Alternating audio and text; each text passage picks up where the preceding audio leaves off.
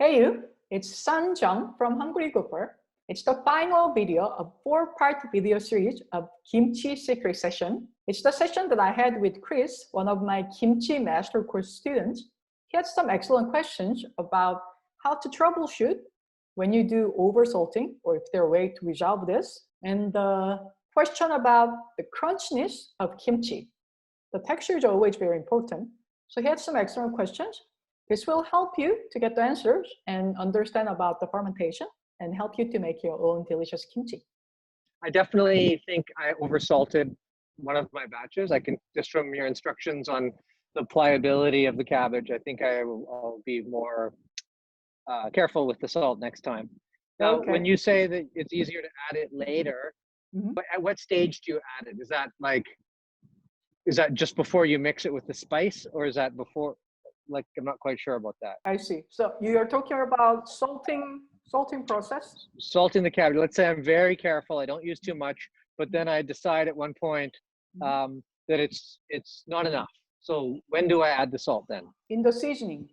So in the seasoning, okay. So there are two balances, right?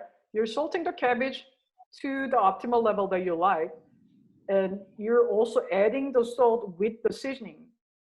So you have two leverages that you can balance it. Right. I see. Right. So just add a little bit more to there. Okay, that's good. That's good. Yeah. Even if you, what my mother has been, well, this is what I've seen my grandmother and mother did. If they oversalt it for some reason, you can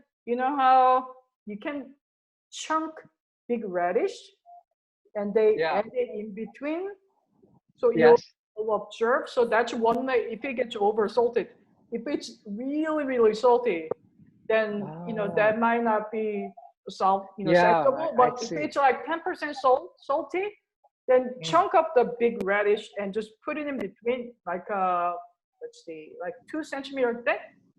You'll be surprised because it's a big chunk. It'll stay very crunchy for a long time. Actually, that's one of my favorite things my husband likes to eat when I make kimchi. So sure, try that. And if it's like 10%, 20% salty, we can salvage it that way. Yeah, okay. I mean, the batch is pretty good, but I just think it'll stay crunchier longer if I use less salt. Is that true? It depends on the cabbage salting takes a little patience, it takes hours, right?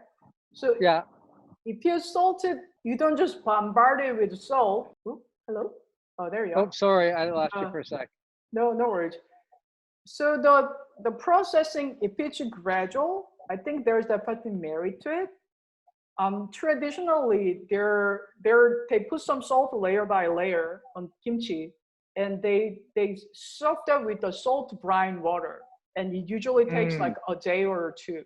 But that kimchi making is for kimchi that lasts for like years on end, and we don't live that lifestyle anymore. So even if I make a big batch, I usually eat it like in 6 months, within 6 months. Yeah. So I think what I taught in Kimchi Master Course is sufficient enough. But like you said, if you're in a real hurry, if you think you're gonna eat it like in a month or two, I think adding layering a little more salt when you're salting the cabbage, it's okay. But you notice that if you go too quick, it's a fast process. It'll break down quicker as it ages. Too quicker. It's 4 months faster. You'll notice it if you try it.